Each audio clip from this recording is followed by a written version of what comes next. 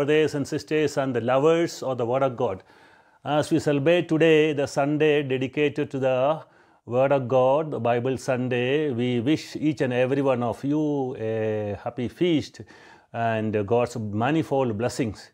Today I would like to share with you a few thoughts regarding the power of the Word of God. Before we listen to the Word of God, let's bow down our heads in humility and ask God the Father, the source of all wisdom and knowledge, to come upon us. Heavenly Father, we worship you, adore you, glorify you in the fullness of time. You send your word born under law to redeem those who are under the law. Your word was God, and the word came and enlightened us, and the word became flesh. We worship you, Father, with your Son Jesus, the word of life. We ask you to anoint us by the power of the Holy Spirit, the Spirit of truth, who leads us to the fullness of truth. Law and stipulations came through Moses. Grace and truth came through your Son Jesus. May that grace descend upon us. May that same wisdom and truth descend upon us. Lead us to the fullness of truth. In Jesus' mighty name we ask you through Christ our Lord. Amen. My dear brothers and sisters and lovers of the Word of God, the life of Jewish people were centered on two factors. They were Torah-centric, they were theocentric.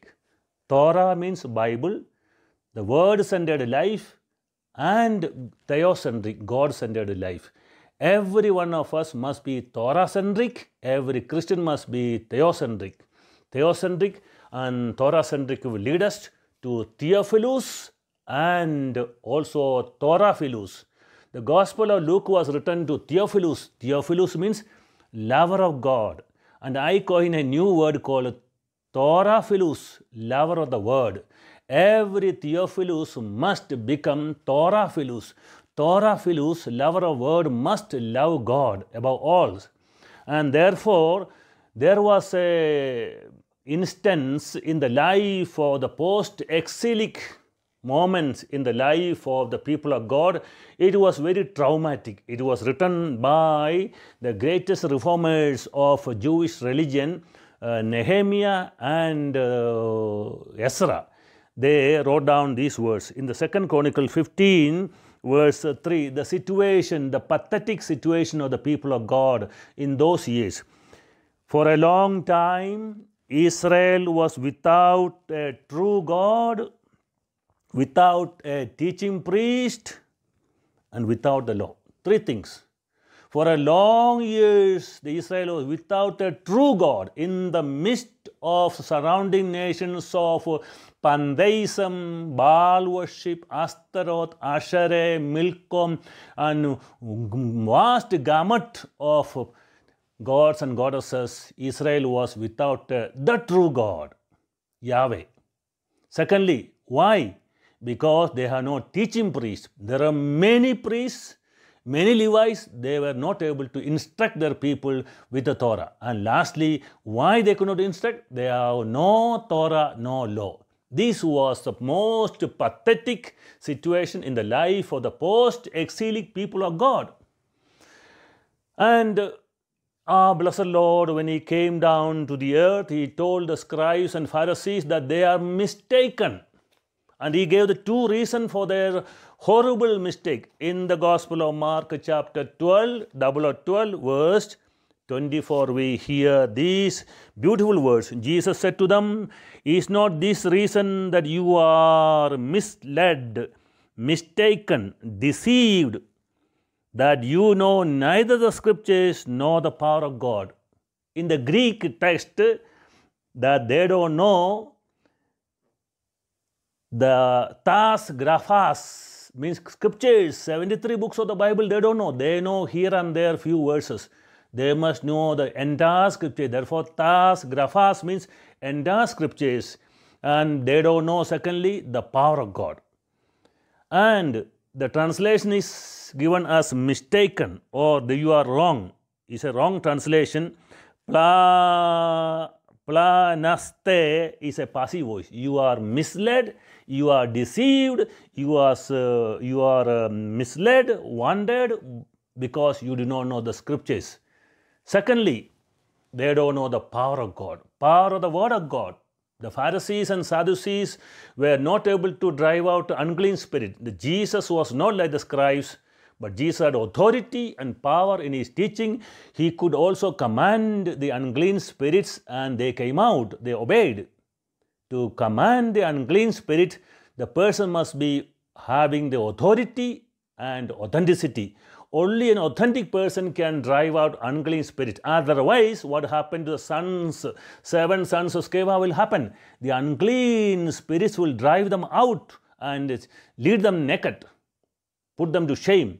Therefore, every teacher, every scribe should be authentic, also possess authority from heaven. My dear brothers and sisters in Lord Jesus, these two ignorance is a horrible illiteracy. Biblical illiteracy is the greatest illiteracy today. As Northeast and rest of India, we are having literacy rate is going up to 80, 90, but biblical illiteracy is increasing. In the midst of mass media, electronic media, touch phone, and robot, artificial intelligence, and drones, we are growing up intellectually, but spiritual illiteracy is horrible.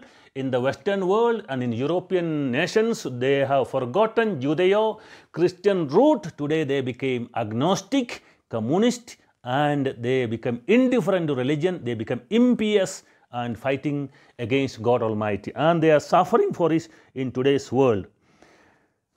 It was St. Jerome, the great scripture scholar, who said, ignorance of sacred scriptures is ignorance of Jesus Christ. This ignorance, my dear friends, is increasing day by day as we celebrate the Sunday dedicated to the Word of God, to the Bible.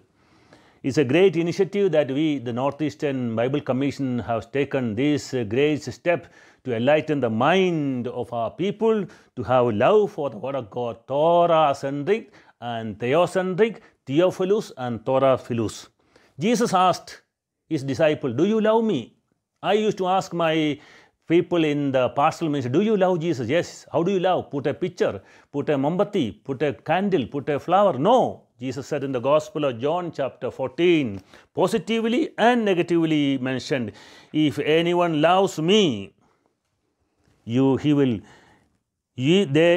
who have my commandments and keep them are those who love me. And those who love me will be loved by my Father, and I will love them and reveal myself to them. The revelation comes, the key to open the heart of God is the love of God, love of the Word of God. And negatively, Gospel of John chapter 14 verse 24, whoever does not love me does not keep my word, and the word that you hear is not mine, but is from the Father who sent me. My dear friends, positively, if you love Him, He will reveal Himself to us.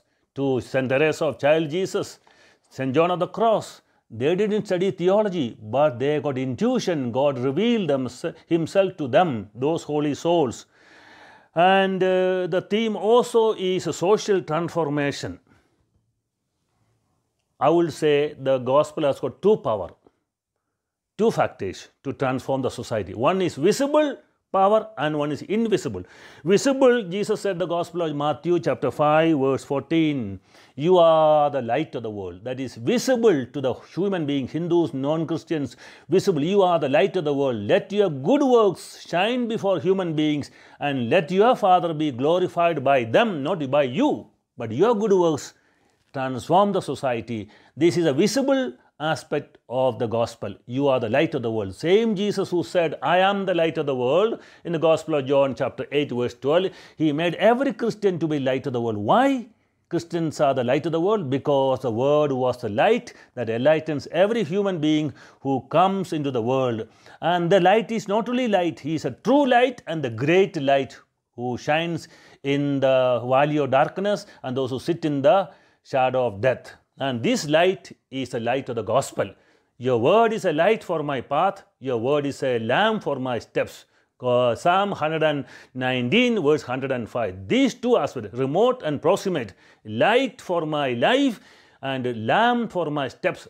Here, remote and proximate aspect of the Word of God. Second aspect of transforming effect of the Word of God is invisible. You are the salt of the world, salt of the earth. Matthew chapter 5 verse 13. Salt has got power to protect food items from corruption. Today we hear political corruption, social corruption, corruption of all type, all gamut, all magnitude of corruption in family life, in married life, political life. Why there is corruption? Because this invisible aspect of the Word of God is not preached. You are the salt of the world.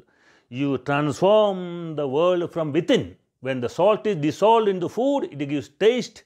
Similarly, Markan Gospel says, chapter 9, verse 50, there must be salt within. I read 9:50, Mark. Salt is good.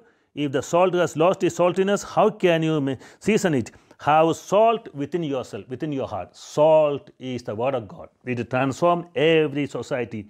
Therefore, the kings in the Old Testament were told to have a copy of the Bible with them, and they should teach and instruct.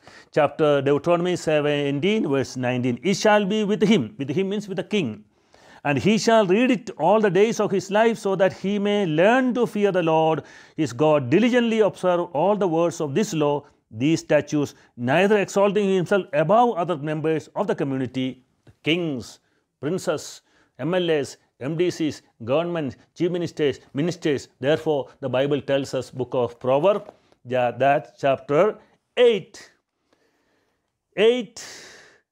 we are told, verse 15, that everyone should rule by my instructions. If they neglect the Word of God, they will be pulled down. Chapter 8, verse 15, Proverb, by me kings reign, rulers decree what is just, by me rulers rule, and nobles and all who govern rightly. So every government is in the hand of God. Book of Sirach, chapter 10, verse 5. Every government, whether it's American, Indian, Afghanistan, every government in the hand of God, according to the book of the Bible. Sirach, chapter 10, verse 5. And kings should follow this Word of God, then their government will last for many, many years. Otherwise, it will be pulled down. And lastly, my dear friends, we, the Christians who celebrate the festival of the Word of God today, Bible Sunday, should become the message. We are not only the messengers carrying the message, the messenger should become the message. That means everyone become the living gospel. We have got 4 gospel. The 5th gospel is you and me, my dear brothers and sisters. This gospel is written on the heart to be known and read by everyone. Second letter of St. Paul to Corinthians, chapter 3, we are told that you are the written, chapter 3, verse 2, I will read for you. You yourself are letter written on our hearts to be known by all and to be read by all. Ignorant people cannot read. Illiterate people, they can know our lifestyle. Therefore, let all of us become on this day living gospel to our people. May God bless us and anoint us. Let's say an act of thanksgiving and adoration and receive the blessing through the Mother of Mary, Mother of Jesus, Mother of our Word of God. Heavenly Father, you have prepared the body and soul of our Blessed Mother Mary to be a fitting dwelling place for your Son. As you commemorate her memory, we may be delivered from present sorrows and epidemic and pandemics and coronavirus and enjoy life everlasting through Christ our Lord. Amen. May the blessing of the Almighty God, Father, Son, and the Holy Spirit descend upon you and remain with you forever and ever. Amen.